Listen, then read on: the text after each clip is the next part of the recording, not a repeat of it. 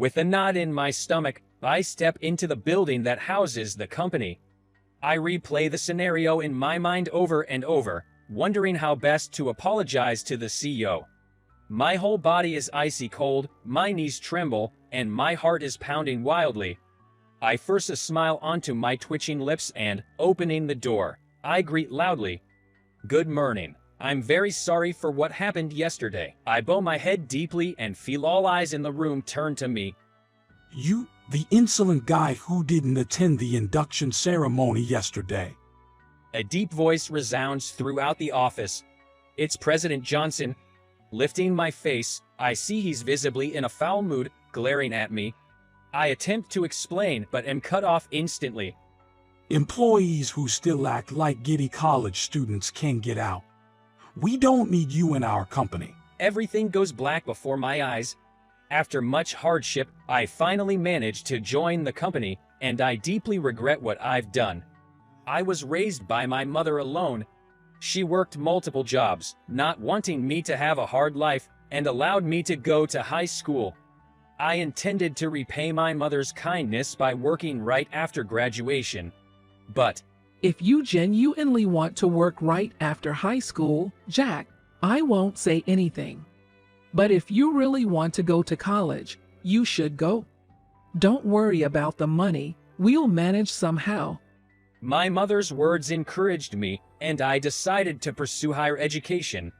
However, not wanting to burden her financially, I managed to secure as many scholarships as possible and take out student loans. While attending college, I wanted to help financial support for the household through part-time jobs, but just making ends meet was a struggle. I wanted to start working as soon as possible to give my mother a break. However, my job hunt, which began in April of my junior year, could have gone better, and all I received were rejection emails. Some companies did not even contact me, making me feel worthless. Amidst all this company finally gave me a chance, and I was brimming with hope, ready to work my hardest. I couldn't attend the induction ceremony due to an unexpected incident. Can't believe you're a working man now, Jack. You've grown up. My mother said with a sentimental tone on the morning of the induction ceremony, to which I playfully acted annoyed to hide my embarrassment.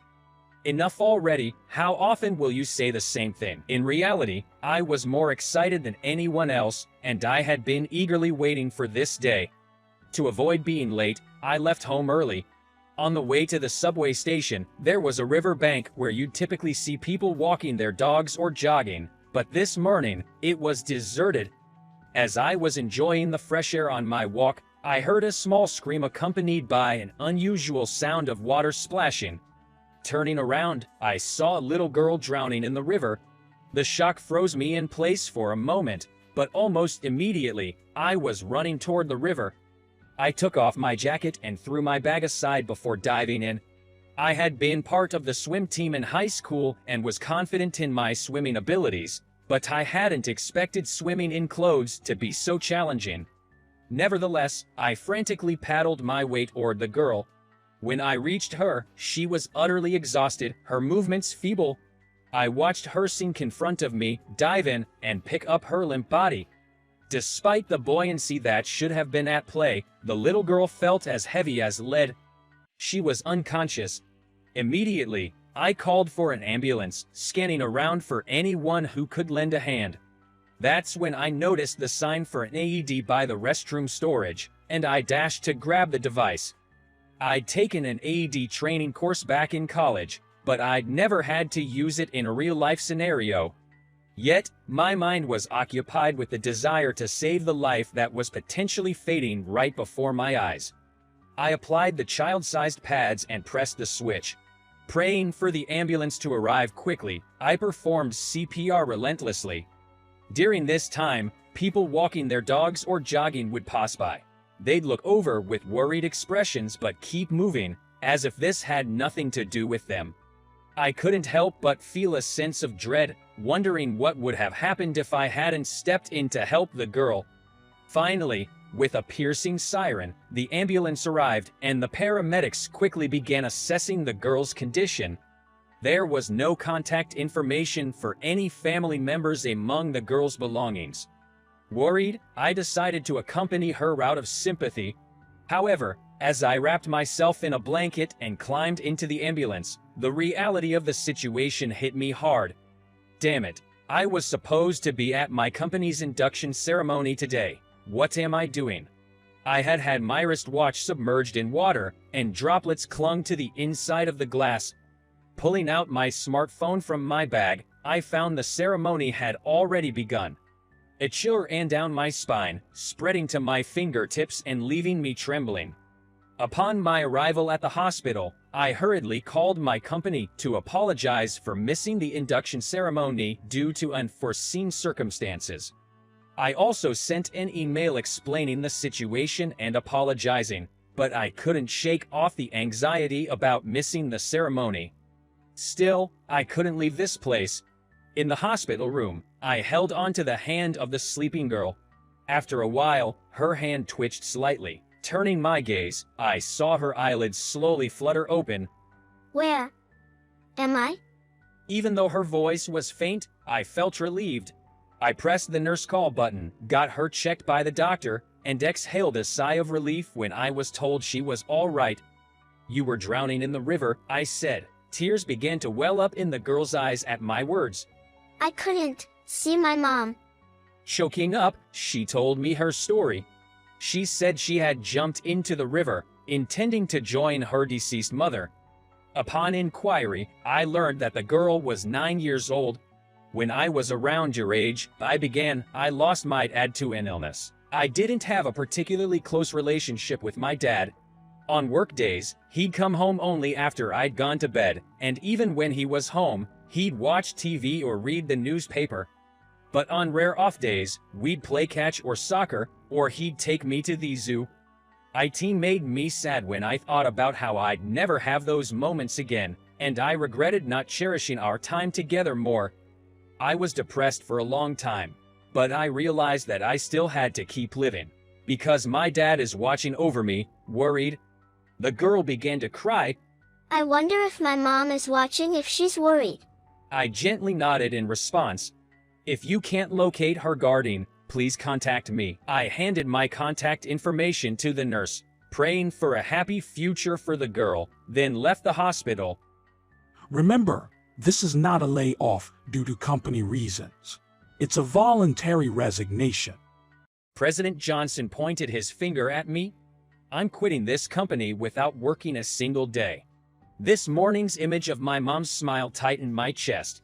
Just then, a woman entered with a pale face. The president's secretary. President. What is it? You're loud. The president responded with an annoyed look. It's a crisis. Congressman Michael Harrison has come to visit. Even someone like me, who doesn't know much about politics, had heard his name. He is a state congressman who has announced his candidacy for the upcoming state governor election and is said to be the leading candidate. He is a prominent politician. For the president, who runs a construction-related company, it would be desirable to be on good terms with such a prominent politician who is a local celebrity. What? Why here? Well, it doesn't matter. It's a chance to make connections. Show him in immediately. The president showed his excitement, then glared at me. Hey, a VIP is coming. Get out of here immediately. I was completely treated as a nuisance. There were no arrangements for my seat, so I was going home with my bag. The door opened as I was about to leave, and Congressman Harrison entered. As expected of a prominent politician, he had a presence and I could feel a strong aura. He excused me. As I hurriedly jumped back, he suddenly took my hand. You're Jack, aren't you? I was surprised to hear my name called. Epa, yes, that's right, but... I was stunned as Congressman Harrison suddenly called out my name. The president and the secretary were also stunned. Thank you so much for helping, Catherine. He clenched my hand tightly and shook his shoulders, tears streaming down his face. Catherine was the name of the girl who had drowned in the river. Catherine's mother, in other words, Congressman Harrison's daughter, had died and everyone was sunk in grief. They had been unable even to consider Catherine, who had lost her mother and had not noticed her sorrow and pain. Still, Catherine had started going to school and seemed to be gradually recovering from her sorrow. However, one day 3 weeks after her mother's funeral, they thought she had gone to school, but they got a call from a teacher saying Catherine hadn't come.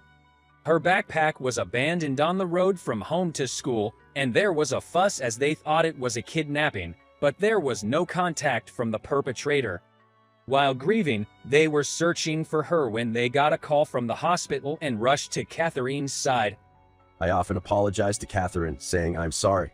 She told me I won't do this again because my mom would be sad. My big brother said so. Knowing that my feelings at that time had been conveyed, my heart warmed.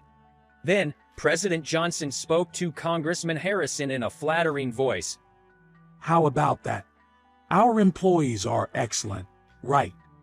Since he's the one who saved your granddaughter's life, maybe you can give us some special consideration from now on. Just moments ago, President Johnson insisted that I go home immediately, so I was surprised by his sudden change of attitude. I am striving for clean politics. You were about to fire Jack, weren't you? I heard you loud and clear. President Johnson choked on his words. I can't imagine that you would let go of a brilliant employee who risked his future to help others, would you? Congressman Harrison's powerful words bore down heavily on him, causing President Johnson's face to contort. No, there's no way. I would do such a thing. Later on, I was invited to Congressman Harrison's home. I was overwhelmed by the magnificent mansion standing in front of me. It indeed was the home of a high-profile politician. Even though it was just one subway stop away, I had no idea he lived so close. Jack, thank you so much for the other day. Catherine, who looked lovely in a beautiful dress and neatly tied her hair, welcomed me. I was genuinely happy that I had helped her that day. She took me by the hand and gave me a house tour. As we entered the living room, a man in a suit, despite being indoors, raised his head and deeply bowed as he approached. I'm Catherine's father. I don't know how to thank you for helping my daughter. I truly appreciate it. He was Congressman Harrison's chief secretary. Just then, Congressman Harrison, dressed in a formal suit, appeared. Please have a seat, Jack. With a sense of humility, I took the offered seat. Upon being asked by Congressman Harrison, I told him about my past. Heidi was brought up by a single mother. She struggled to raise me, which can greatly strike a chord with your story. He had gone to work after graduating middle school, attending night school, and eventually going to college. I didn't start out wanting to be a politician. But as I began to feel the injustice in the world, my desire to create a society that helps the weak grew. And that's when I decided to become a congressman. It's been a long journey to get to where I am. Congressman Harrison also shared his hardships from his early days as a congressman. I only had one desire, to ease my mother's hardships. I never thought about changing the world. But your story has left a deep impression on me, Congressman Harrison. To which Congressman Harrison responded, If you're interested in what I'm doing, Jack, why don't we give it a shot together? I looked up. Thanks to Congressman Harrison, I was able to keep my job. But the unpaid overtime, expected work on holidays, lack of proper job training, and daily exposure to workplace harassment drained me. I could not find motivation in my work and began questioning whether this was the right path for me. I would appreciate that, thank you. Subsequently, I became Congressman Harrison's deputy secretary. When my mother heard the news, she was taken aback. Oh my, I can't believe. It's fascinating how life works. There must be some divine intervention. Speaking of divine intervention, President Johnson's company was making the news for its explicit collusion with politicians.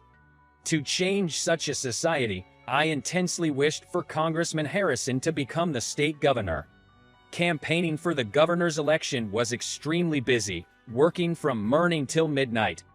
But everyone was united in their pursuit of victory, and I felt a sense of purpose. The suspense of waiting for the election results was nerve-wracking. Hearing of Congressman Harrison's victory, I was overjoyed and tearfully embraced everyone. I had never experienced such excitement, not even during my student days. Catherine was also there at the venue. Congrats, Grandpa. Catherine handed a bouquet to Congressman Harrison with a bright smile. Harrison, all smiles himself, lifted her in a warm embrace.